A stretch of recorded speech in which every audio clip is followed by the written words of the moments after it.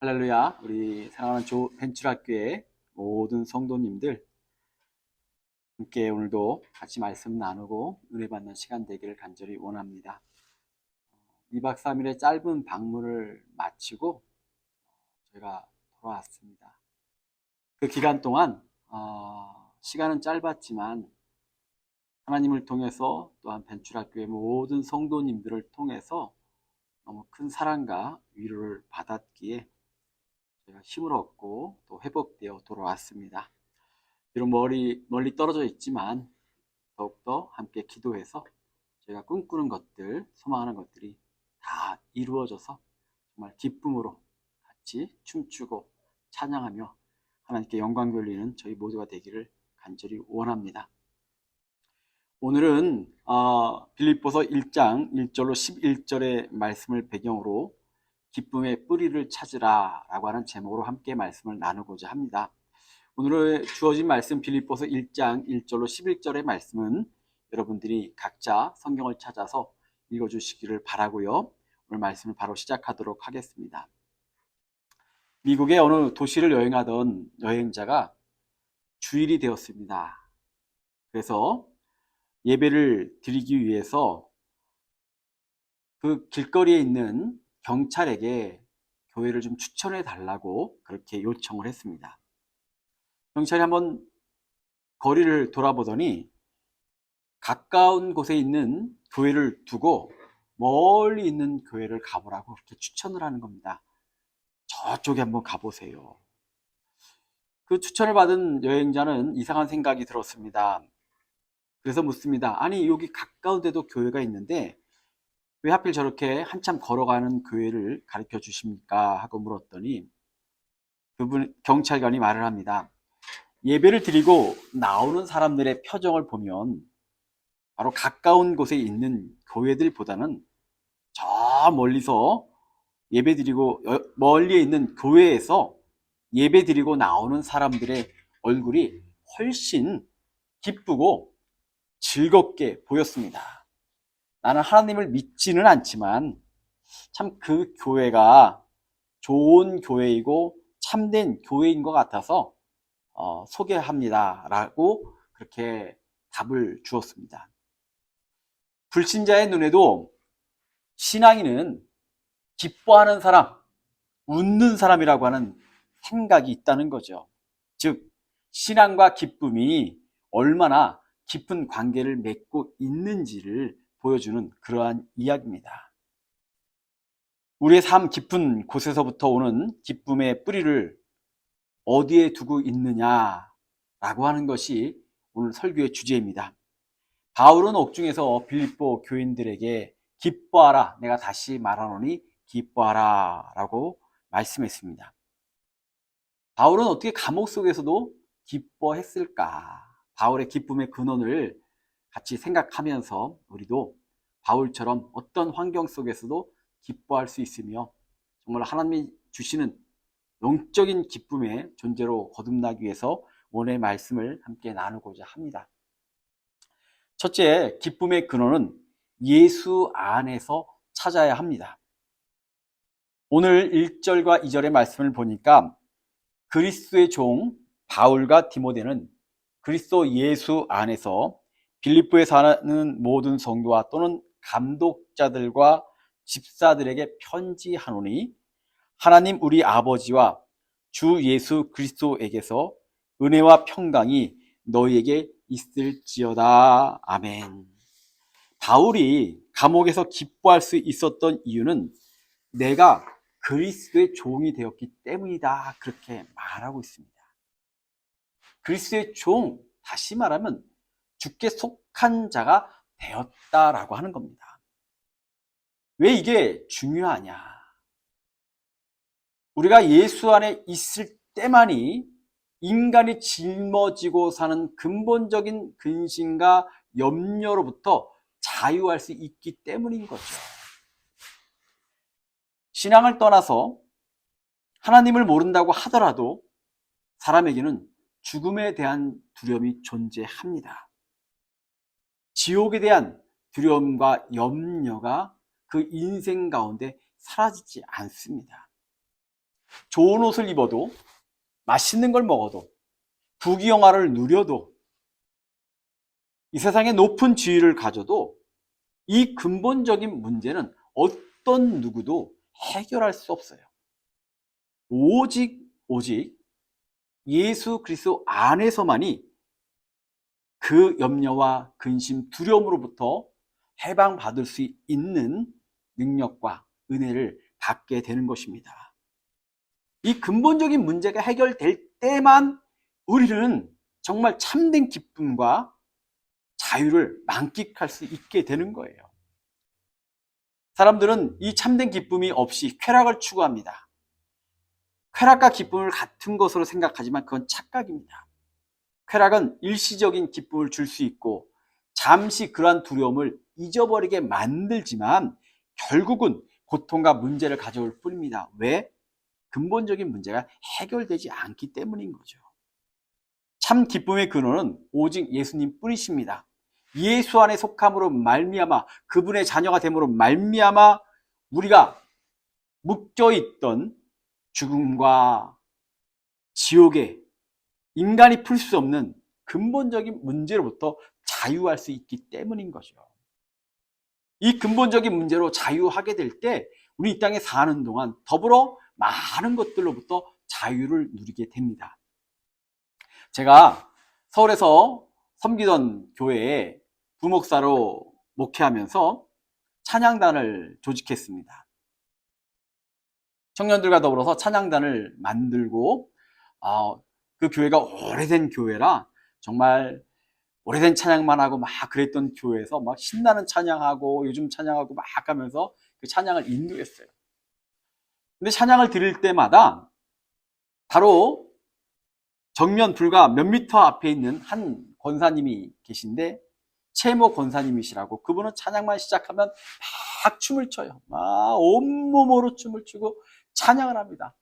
그래서 찬양 인도를 할 때마다 와, 저 권사님 정말 찬양을 좋아하시는구나, 찬양을 잘하시는구나, 은혜가 충만하구나, 성령이 충만하구나, 정말 그런 생각을 했어요.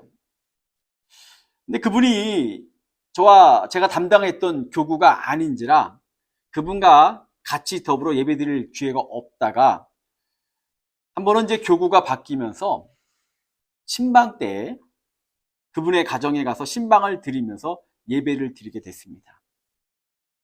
근데 예배를 드리고 찬양이 시작됐는데 이게 갑자기 그분의 찬양 소리에 이게 예배를 드리는 목사가 정말 웃음 참기가 힘들 정도로 어려움이 왔습니다. 저는 그분이 그렇게 음치인 줄 몰랐어요. 상상을 초월하는 음치셨어요. 제가 교인들 틈에서 찬양할 때 막 춤추고 온몸으로 찬양하고 그러실 때는 정말 찬양을 잘하시고 좋아하시고 그런 줄 알았는데 같이 옆에서 찬양하고 예배를 드리는데 정말 그 웃음을 참느라고 너무나 고통스러웠던 적이 있습니다. 근데 지나고 나서 생각해 보니까 그분은 어떻게 그렇게 음치인데 그렇게 열정적으로 찬양하실까? 생각해보면 창피해서 못 부를 것 같아요. 그 정도면. 근데 그분에게는 예수님 안에서 근본적인 문제가 해결되고 나니까 그 인간의 창피함이나 이런 게 아무 문제가 안 됐던 거죠. 왜? 예수님을 사랑하는 게 인간의 창피함보다 더 중요하니까. 예수님이 주신 기쁨이 더 큰 거니까 그분은 음치라도 누가 뭐라고 하든 간에 신경 안 쓰고 그냥 찬양하고 기뻐하고 행복했던 거예요. 바울이 그리스도의 종 되어 근본적인 문제를 해결받으니까 감옥에서도 그는 기뻐했습니다. 채모 권사님은 음치이지만 예수님의 사랑과 그분의 은혜를 알기에 그분을 찬양할 때마다 그 음치의 목소리라도 정말 온 힘을 다해 찬양하면서 영적인 기쁨을 만끽했던 거죠. 사랑하는 벤출학교의 모든 성도님들, 예수 안에서 근본적인 인간의 문제가 해결을 받게 되면 여러분은 정말 세상이 줄 수 없는 그런 기쁨을 마음껏 누리는 존재가 될 줄 믿습니다. 그래서 고통이 와도, 환난이 와도, 내가 부족한 것이 있어도, 약점이 있어도 정말 예수 안에서 주는 그 놀라운 은혜로 말미암아 세상이 범접치 못할 그 기쁨을 반드시 누리게 될 겁니다. 이와 같은 기쁨이 우리 가운데 있기를 간절히 축원합니다. 두 번째로는 믿음의 형제들과 교제 속에서 기쁨을 찾아야 합니다.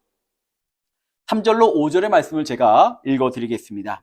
내가 너희를 생각할 때마다 나의 하나님께 감사하며 간구할 때마다 너희 무리를 위하여 기쁨으로 항상 간구함은 첫날부터 이제까지 복음에서 너희가 교제함을 인함이라. 아멘.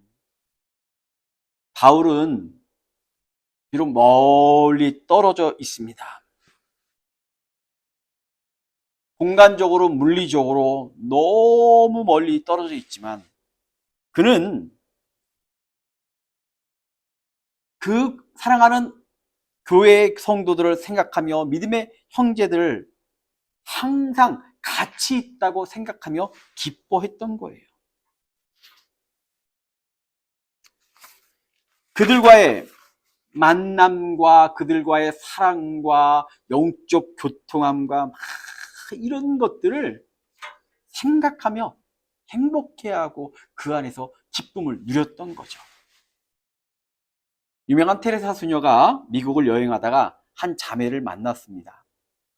그 자매는 마음이 너무 괴로운 나머지 자살을 생각하던 사람이었습니다. 그것을 눈치챈 테레사 수녀가 이 사람아, 죽을 때 죽더라도 나랑 같이 인도에서 한 달 동안만 내 일을 도와줄 수 있겠나. 그래서 그 자매가 테레사 수녀의 제안을 받아들여 캘거타 슬럼가에서 가난하고 병들어 고통당하는 사람들을 돕고 섬기는 일을 하게 됐습니다. 그러다 보니까 신기한 일이 벌어졌어요. 신기하고 이상하게도 삶의 의욕이 생기기 시작했습니다. 나를 필요로 하고 있는 사람들이 있다는 것을 알고 뭔가 의지가 생기기 시작한 거예요. 그들을 돕고 섬기는 가운데 기쁨과 환희가 넘치는 것을 느끼게 되었습니다. 죽을 생각을 하던 그는 살 의미를 발견케 되었고 자기를 필요로 하는 그 공동체 속에서 어려운 사람들 속에서 같이 헌신하며 봉사하며 평생토록 테레사 수녀를 도우며 살았다고 합니다. 나 자신이 다른 사람을 위해 헌신하는 것은 인생의 큰 기쁨을 얻게 하는 동기가 될 수 있습니다. 바울의 기쁨은 복음 안에서 너희가 교제함을 인함이라 했습니다. 폴 투녀라고 하는 의사는 말하기를 나를 이해해 주는 사람이 없을 때 나는 질병에 걸린다 했습니다. 내 믿음의 형제가 참으로 나를 위해 기도해 줄 때 나는 치유를 받는다. 기독교인이란 말은 사랑에 빠졌다라는 것을 말한다라고 전합니다. 한번 좀 되새겨 볼 이야기죠. 나를 이해해 주는 사람이 없을 때 나는 질병에 걸린다. 한번 생각해 보세요. 고독한 사람들 얼마나 힘들까? 같이 더불어 사는 것을 모르는 사람들 얼마나 어려울까? 크리스찬이 되었다는 것은 예수 안에서 믿음의 공동체 속에서 사랑의 합력함 속에서 은혜의 충만함 속에서 더불어 같이 사는 거죠. 저희가 삶의 환경에 따라 당장 어디를 갈 수는 없습니다. 제 친한 벗이 스리랑카에서 25년째 선교사로 활동하는데 이 선교사는 저에게 항상 말합니다. 한번 와, 한번 와. 그 소리를 10여 년째 듣고 있는데 한 번도 못 갔습니다. 스리랑카가 지리적으로 이 제가 사는 곳과 완전히 정반대에 있다고 합니다. 그 선교사가 저희 집에 한번 왔는데 24시간 동안 왔다 그러더라고요. 각자의 삶과 환경이 있기 때문에 가고 싶어도 갈 수가 없습니다. 선교의 꿈은 있지만 당장 갈 수 없는 안타까움도 있죠. 그러나 낙담하지 마십시오. 우리가 사도행전에서 땅끝까지라고 말하고 있는데 저는 땅끝이라고 하는 의미를 지리적이나 공간적으로 이해하지 않습니다. 내가 복음을 전할 수 있는 그곳, 사랑할 수 있는 그곳을 저는 땅끝이라고 생각해요. 여러분에게는 가장 1차적인 땅끝이 있습니다. 다른 곳이 아닙니다. 벤츄라 공동체입니다. 이 공동체 안에서 여러분들이 사랑하시고 사랑을 받으면서 바울이 느꼈던 믿음의 형제들로 인한 교제로 인한 그 기쁨을 만끽하는 여러분 되시기를 간절히 축원합니다. 그리고 실제로 벤츄라 교회는 제가 갈 때마다 느끼지만 참 그런 교회예요. 사랑하는 교회고 서로 행복한 교회고 서로 용기 주는 교회고 서로 보듬는 교회고 서로 함께하는 교회고 그러기에 그 사랑 때문에 지난 주일 저도 많은 어려움을 고백했지만 그럼에도 불구하고 견디고 여러분을 향한 뜻을 정하고 기도하고 소망하고 있는 겁니다.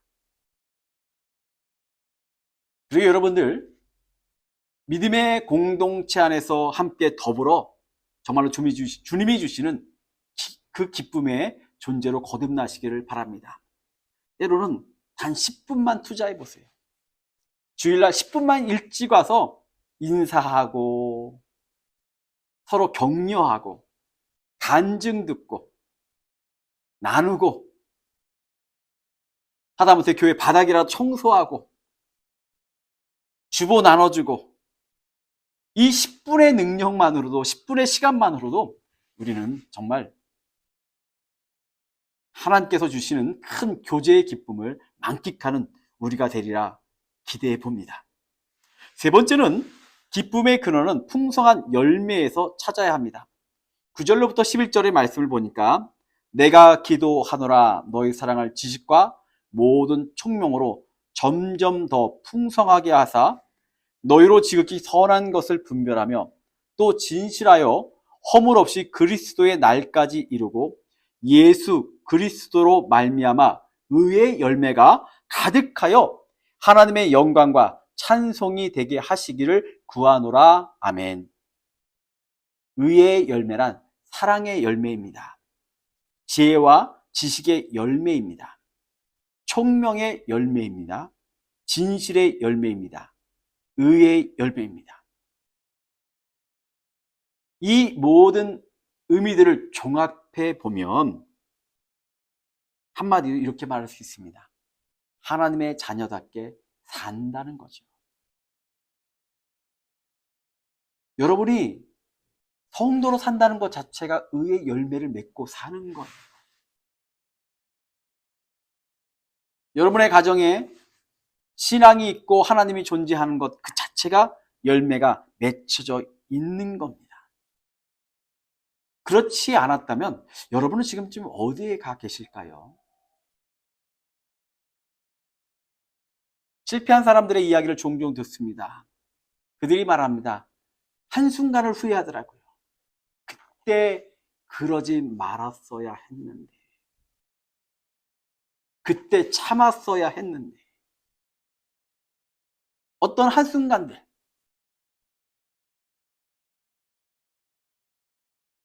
우리에게도 그와 같은 유혹의 순간이나 무너짐의 순간이 없었겠어요?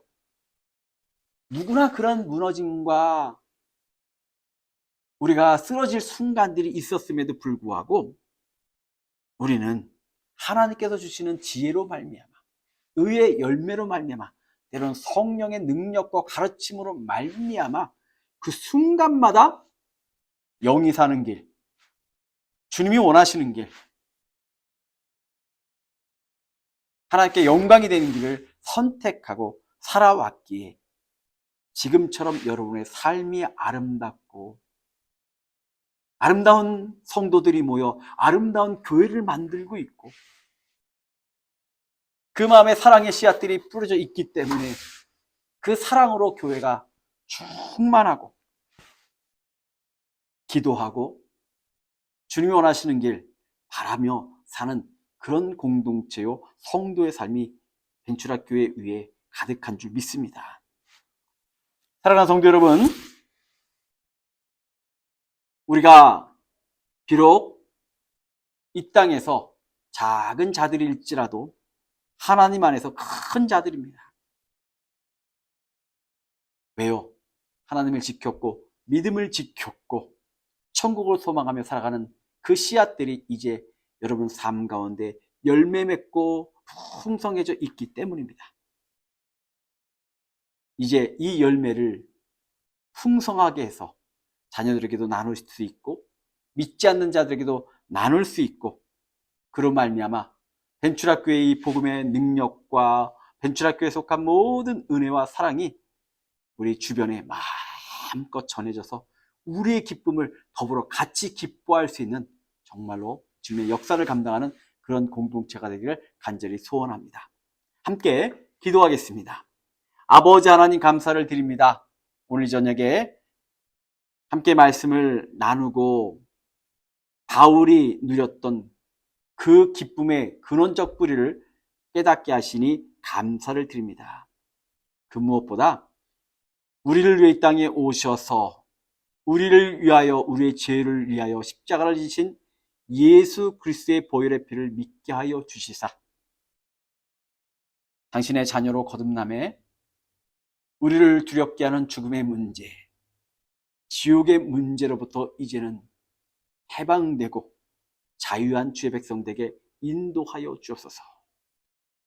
우리 인생의 궁극적 문제들이 해결받았기에 이제는 사소한 것들에 넘어가지 않게 하시고 사소한 것들로부터 공격을 받을지라도 담대하며 능히 이기며 떨쳐내어 정말로 주님이 주시는 기쁨으로 충만하게 부족함 없게 인도하여 주옵소서.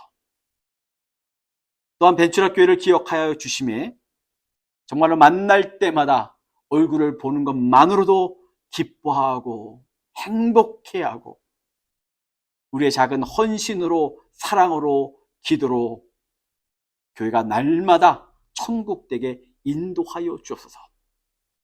그러기에 함께하는 시간들마다 예배드리는 시간들마다 함께 기도하며 선교하고 같이 살아가는 그 시간들마다 정말로 벤츄라교회를 통하여 많은 열매가 맺혀지고 뿌려지게 인도하여 주옵소서. 오늘의 말씀이 스쳐 지나가는 말씀이 아니라 마음속에 들어가 인생을 바꾸고 생각을 바꾸고 우리의 삶이 새로워지는 기이한 은혜도 허락하여 주실 줄 믿사옵고 예수님의 이름으로 기도드렸사옵나이다. 아멘.